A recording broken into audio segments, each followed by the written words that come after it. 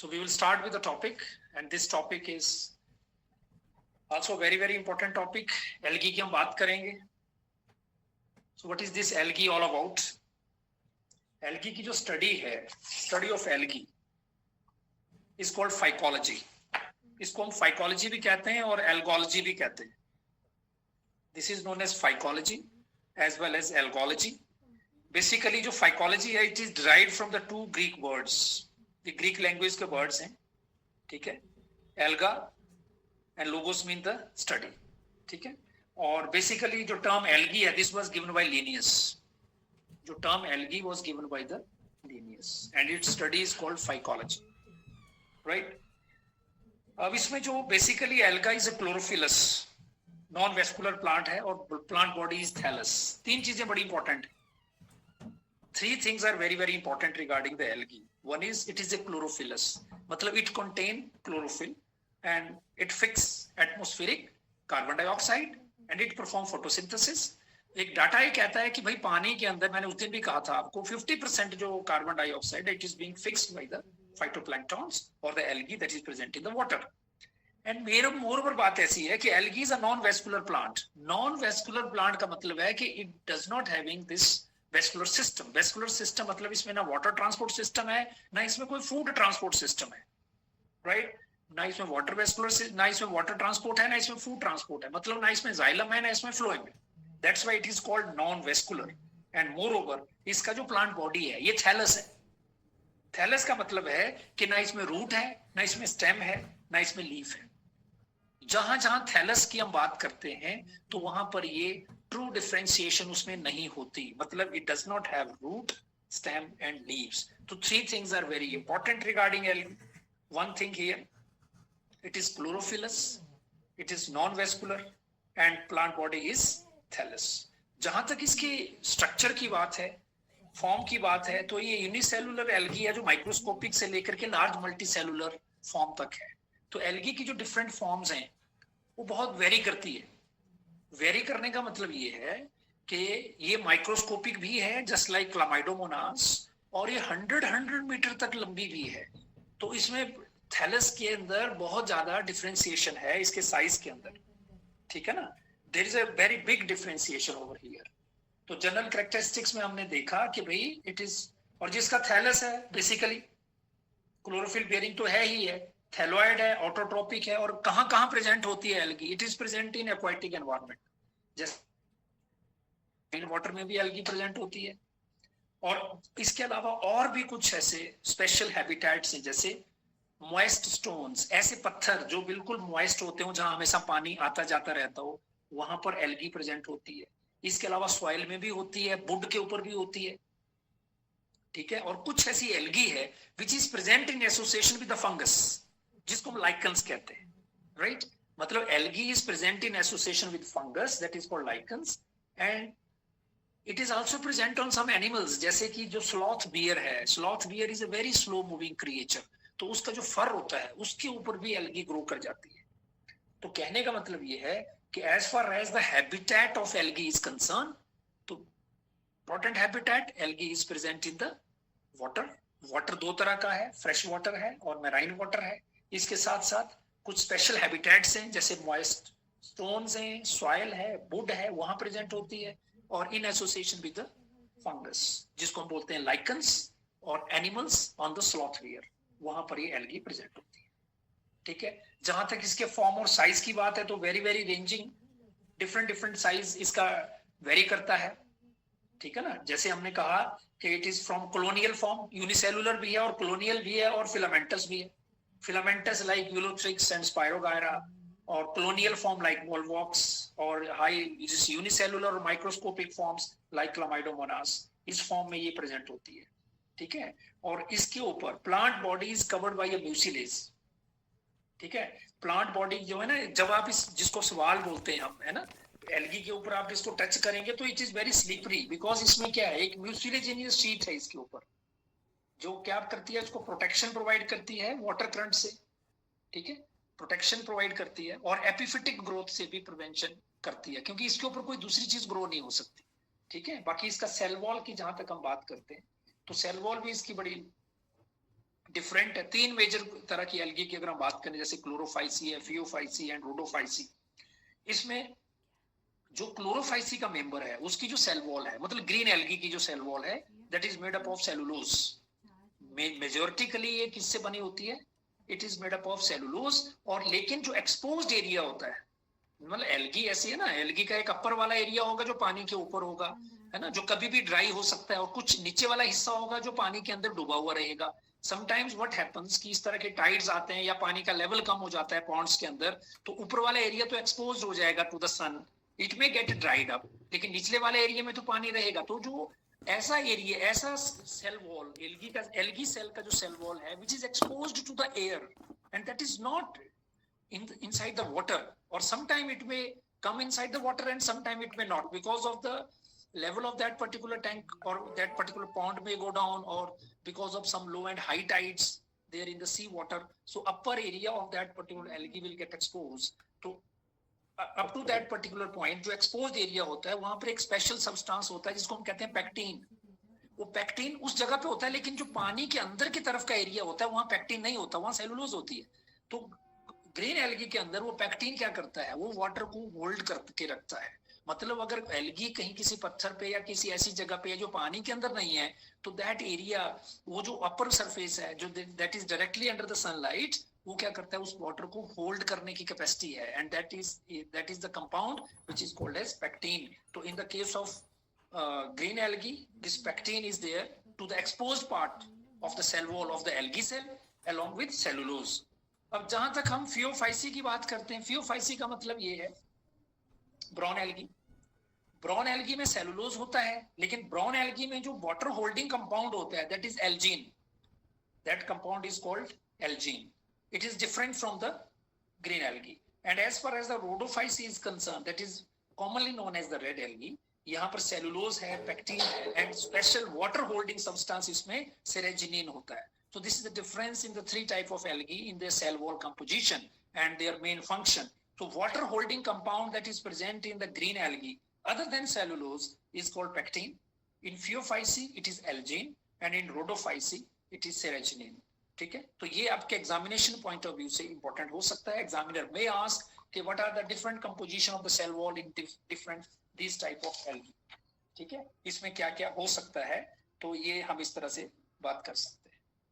ठीक है, जहां तक हम बात करते हैं, जैसे मैंने कहा कि म्यूसिलेजिनियस शीट से कवर होती है और सेल्स सेलुलोज के बने होते हैं। All these cellulose, galactans, mannans and mineral like calcium carbonates are present. जहां तक थैलॉइड है तो I have made it clear कि there is no complete differentiation into root, stem and leaves, और tissue system is absent in the algae. Algae में कोई tissue system नहीं होता। और न्यूट्रिशन की जहां तक बात है तो it is photo autotrophic, they have chlorophyll. Different type of chlorophyll is present in green algae, in brown and red algae also। Chlorophyceae में chlorophyll A और B होता है जिसको हम कहते हैं chlorophyll A and B in the green algae। Phaeophyceae और brown algae में it is chlorophyll A and C, and fucoxanthin is additionally present pigment over there। And in Rhodophyceae it is chlorophyll A and D and phycoerythrin। तो ये आपको पता होना चाहिए। Sometime examiner may ask this question। okay, इसके अलावा हम बात करेंगे different flagellar structure present in the algae। ठीक है ना, जहां तक इसमें स्पोर्स की बात है तो क्लोरोफाइसी और फियोफाइसी में, क्लोरोफाइसी और फियोफाइसी में we have zoospores। ठीक है ना, और फ्लैजिला जो है वो एपिकल एंड पे होता है in the case of green algae। Two flagella are present. Different group में डिफरेंट कंडीशन हो सकती है। नंबर ऑफ फ्लैजिला में vary from 2 to 8। 2 to 8 flagella है, और वो जो फ्लैजिला है दे आर एपिकली प्रेजेंट। जैसे ये वाला डायग्राम जो आप देख पा रहे हैं स्क्रीन के ऊपर, ठीक है, तो ये तो क्लामाइडोमोनास का है, but zoospore structure is also like this, and they have 2 flagella, and this flagella is apically present. But as far as the Phaeophyceae is concern, Phaeophyceae में 2 होते हैं लेकिन they are unequal, and laterally they are present. They are not present like this, but they are present at the lateral positions। This point is very clear, very important in the case of algae। इसका मतलब ये हुआ कि Chlorophyceae और Phaeophyceae में जो flagella हैं they are present on the spores which are called the zoospores, and these are the motile spores। Motile spores को हम जूस्पोर कहते हैं बिकॉज फ्लैजिला का फंक्शन क्या है, फ्लैजिला क्या करेगा, उसको मोबाइल है, वो उसको एक जगह से दूसरी जगह लेके जाएगा पानी के अंदर, ठीक है ना, फॉर द फर्दर डेवलपमेंट। और location of the flagella is different, एक में एपिकल है और दूसरे में लेटरल पोजीशन है, एक में ज्यादा है और एक में कम है, ये हम इजीली लर्न कर सकते हैं। As far as a Rhodophyceae is concerned, Rhodophyceae के अंदर फ्लैजिला लाइक स्ट्रक्चर जो है दैट इज एब्सेंट। रोडोफाइसी में फ्लैजिला नहीं होता, इसका मतलब है कि रोडोफाइसी के अंदर जो रेड एल्गी है, this question is very very very important. Examiner की ये हमेशा चॉइस है इस क्वेश्चन को डालना कि ऐसा कौन सा एल्गी ग्रुप है जिसमें मोटाइल स्पोर्स नहीं होते। फ्लैजिला जहां आ गया इसका मतलब मोटाइल है, और ग्रुप एग्जामिनर किसी भी तरह से इस क्वेश्चन को पूछ सकता है, ऐसा कौन सा ग्रुप है एल्गी का, ऐसी कौन सी क्लास है एल्गी की where motile spores are absent, तो इट इज रेड एल्गी। ठीक है, ऐसी कौन सी ग्रुप है जहां पर जू स्पोर्स आर एब्सेंट, तो it is again red algae. जू मतलब एनिमल एंड स्पोर्स मतलब दे these type of spores they move from one place to another place, that's why they are named as the zoo spores, right? and rhodoalgae में वो condition absent है। Usually क्या होता है, हम आपने इसको पढ़ा तो होगा, you might have studied this so many time, but यहाँ पर यूजुअली हम ये गलती कर लेते हैं कि ध्यान नहीं देते, और जब क्वेश्चन आता है तो हम इसको रॉन्ग करके आते हैं। हम तब सोचते हैं कि क्या ऐसी भी कोई कंडीशन होगी किसी एल्गी में कि जिसमें फ्लैजिला नहीं होता। ठीक है, so this is this condition in the algae. जहां तक फूड की बात है, एल्गी के अंदर जो फूड होता है, ठीक है, एल्गी के अंदर जो फूड है that is formed in the form of glucose only, क्योंकि हमने देखा फोटोसिंथेसिस तो हो ही रही है, चाहे वो कोई भी ग्रुप है एल्गी का, क्लोरोफाइसी है, फियोफाइसी है, रोडोफाइसी है, तो भाई यहाँ पर क्या होना है, फोटोसिंथेसिस तो हो ही रही है। फोटोसिंथेसिस जब होती है तो food is stored, carbon dioxide fix हो रही है, और मैंने कहा ही था कि जो कार्बन डाइऑक्साइड का कार्बन है that's a carbon of the glucose, वो ग्लूकोज जो है वो बनता है। लेकिन जहां तक स्टोरेज ऑफ फूड की बात है तो it is formed in different different type of compounds. ठीक है, जहां तक ग्रीन एल्गी की बात है, यहाँ पर जो फूड है वो glucose is converted into starch, right, glucose is converted into starch. जहां तक ब्राउन एल्गी की बात है तो it is converted into mannitol और लेमिनेरिन, तो स्टोरेज जो कंपाउंड है that is different. And as far as Rhodophyceae is concern it is floridean starch, लेकिन जो कंपाउंड बनना है after the photosynthesis that is the glucose only, और glucose अपने अलग अलग तरह से फूड को स्टोर करता है, स्टोरेज करने का तरीका अलग अलग है, स्टोरेज करने का जो कंपाउंड है that is different in different groups of the algae. ये this is also a very very important point, ठीक है ना, that this comes to the algae. ये एल्गी के बारे में बहुत बहुत इंपॉर्टेंट पॉइंट है कि एल्गी में तीन जो मेजर ग्रुप्स हैं उसमें ग्रीन, ब्राउन एंड रेड है। इसमें दो ग्रुप जो है वो ग्रीन एल्गी और ब्राउन एल्गी के ग्रुप है, उसमें there is a motile forms are present, and in the red algae motile form is absent. There is a difference in their cell wall composition, water holding compound other than cellulose is there, pectin, algin and ceraginin। जहां तक storage of food की बात है तो it is starch and mannitol and floridean starch, that is different. ठीक है, जहां तक क्लोरोफिल जो पिगमेंट्स की बात है तो A B A C A D, and in the case of brown algae it is fucoxanthin, and in the case of red algae it is phycoerythrin, that stage is also there। as far as reproduction is concerned, algae कैसे propagate करती है, कोई भी algae किस तरह से propagate करती है, तो डिफरेंट वेज हैं। जैसे हमने कहा 3 मीन्स है बेसिकली, वेजिटेटिव रिप्रोडक्शन है, एसेक्सुअल रिप्रोडक्शन है और सेक्सुअल रिप्रोडक्शन। जहां तक वेजिटेटिव रिप्रोडक्शन की बात है तो बाइनरी फिशन हो जाता है। बाइनरी फिशन में हम देखते हैं कि सेल जो है वो 2 पार्ट में डिवाइड कर जाता है, nucleus is divided into 2 parts by mitosis, और ये केवल और केवल यूनिसेलुलर एल्गी में होता है। ऐसी एल्गी जो एक सिंगल सेल से बनी हुई है, तो उसके जो सेल हैं एक पॉइंट ऑफ टाइम के ऊपर जब उसकी बॉडी की ग्रोथ ज्यादा हो जाती है तो अल्टीमेटली क्या करता है वो डिवाइड कर जाता है अपने आप को माइटोसिस के थ्रू, तो उसके 2 स्पोर्स बन जाते हैं जिसको बाइनरी फिशन कहते हैं, और वो जर्मिनेट कर जाता है आगे जाकर के, तो उसका मतलब कि एल्गी का प्रोपेगेशन हो गया, दैट इज वेजिटेटिव।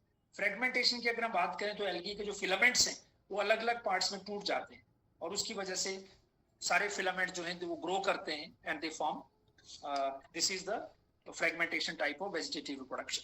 जहां तक एसेक्सुअल स्पोर्स की और एसेक्सुअल रिप्रोडक्शन की बात है तो डिफरेंट टाइप के स्पोर्स बनते हैं। जो एसेक्सुअल रिप्रोडक्शन में होते हैं कॉमनली उनको जू स्पोर्स कहते हैं, फ्लैजिलेट होते हैं, जर्मिनेट करते हैं और नया प्लांट बनाते हैं। ठीक है, और डेफिनेटली अगर कोई अनफेवरेबल कंडीशन भी हो जाए, ठीक है, अनफेवरेबल कंडीशन भी आ जाए किसी प्लांट के लिए, अनफेवरेबल कंडीशन एक एल्गी के लिए क्या हो सकती है, यही हो सकती है कि पानी सूख गया, पॉन्ड खाली हो गया, उसमें पानी नहीं बचा, तो एल्गी को तो वाटर चाहिए, मॉइस्ट सरफेस चाहिए, वो तो that is a very first condition for the survival. तो ऐसे केस में वो जूस्पोर फॉर्म कर लेती है और अनफेवरेबल पीरियड को भी वो ओवरकम करने की कोशिश करती है। बिकॉज फिर किसी वजह से पानी अगर सूख गया होगा कुछ टाइम के लिए, तो फिर से जब उसमें पानी आएगा, उस पॉन्ड के अंदर बरसात होगी, पानी आएगा, भरा जाएगा पानी से, या किसी और चैनल के थ्रू, या वहाँ मे बी ओस पड़ेगी, या किसी और तरह से वहाँ वाटर कंप्लीट हो जाएगा, तो उसमें वो क्या करेगा, ultimately it will germinate and form the full filament of the algae. जहां तक सेक्सुअल रिप्रोडक्शन की बात है, तो इसमें मेल और फीमेल ऑर्गन्स को एंथ्रीडियम और ओवोनियम कहते हैं।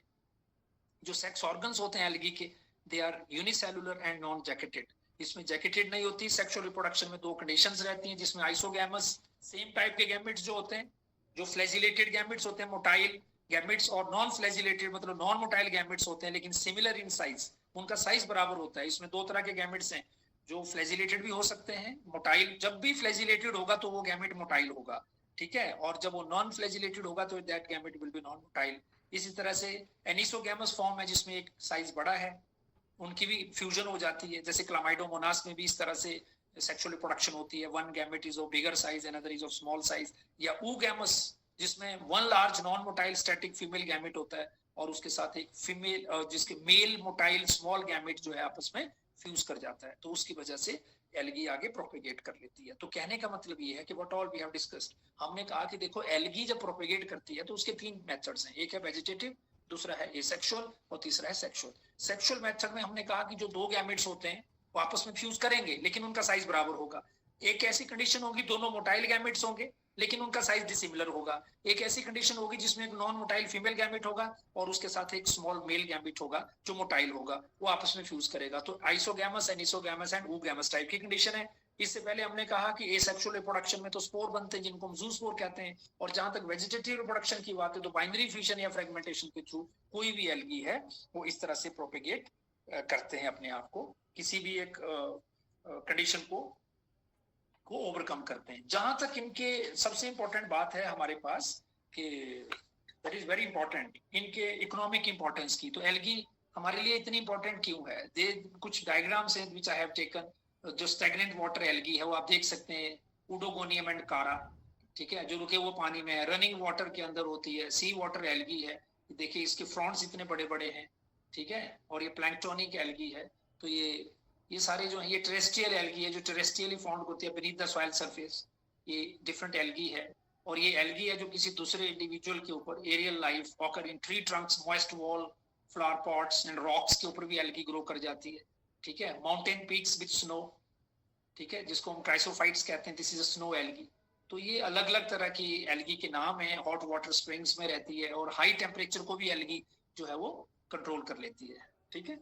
तो अगर इसकी इकोनॉमिक इंपॉर्टेंस की बात करें तो सबसे इंपॉर्टेंट हमें कहते हैं कि आयोडीन एंड ब्रोमीन वो लेमिनेरिया से मिलता है। ये क्वेश्चन एग्जामिनर के बहुत इंपॉर्टेंट है, और हम देख रहे हैं कि सालों दर साल ये क्वेश्चन एग्जामिनर पूछता है। आयोडीन एंड ब्रोमीन जो है वो लेमिनेरिया से ऑब्टेन होता है, और एल्जीनेट्स और एल्जीनिक एसिड जो हम लेमिनेरिया, फ्यूकस और मैक्रोसिस्टस, ये सारी ब्राउन एल्गी हैं, यहाँ से हम लेते हैं, जिसको हम सोप्स में, आइसक्रीम्स में, पॉलिश क्रीम और एज ए थिकनिंग एजेंट इस्तेमाल करते हैं, which is obtained from laminaria, Fucus और माइक्रोसिस्टस।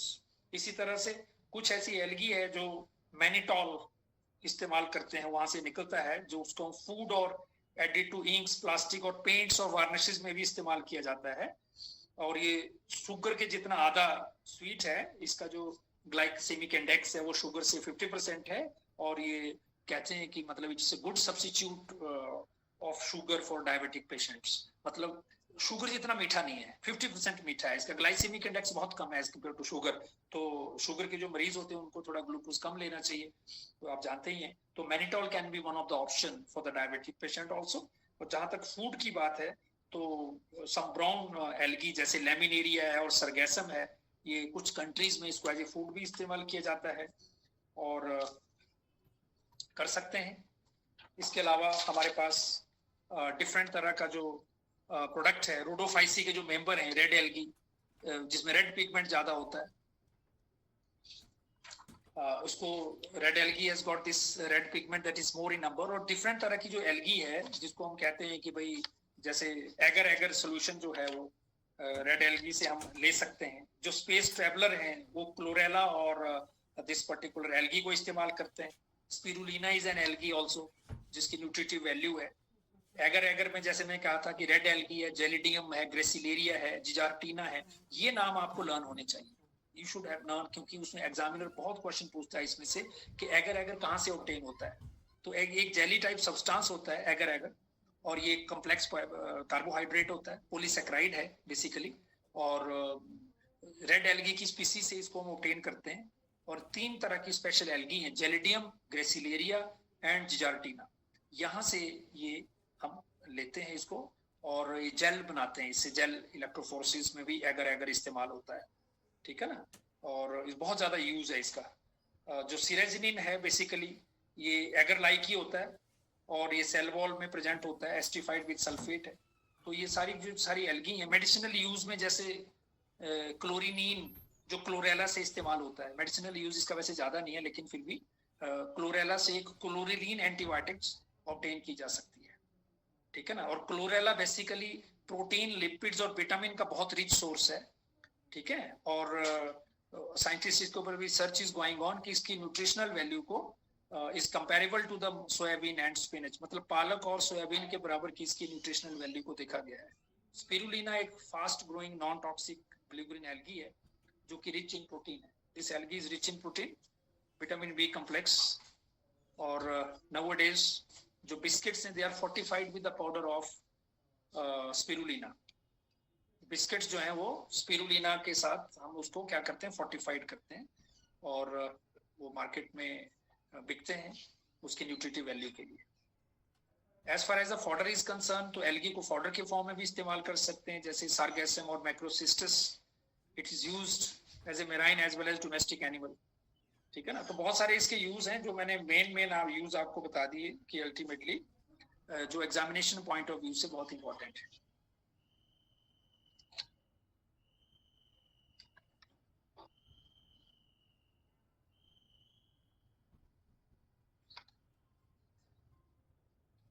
ठीक है ना। तो आप देखते हैं कि एल्गी अलग अलग, ये स्पेशल तरह की एल्गी है जो हेलोफिटिक एल्गी है, ये जहां पर high percentage of salts present होते हैं वहां पर भी एल्गी प्रेजेंट होती है। This algae is present on the moist rock and Rocky surface. Epiphytic algae मतलब ये दूसरे प्लांट के ऊपर एज एपिफाइट की तरह ग्रो कर रही है, ठीक है ना। ये एंडोजोइक एल्गी है जो किसी दूसरे जू क्लोरेला के अंदर है, ठीक है ना, इनसाइड द हाइड्रा विरिडिस के अंदर एल्गी ग्रो कर रही है। This is endozoic algae.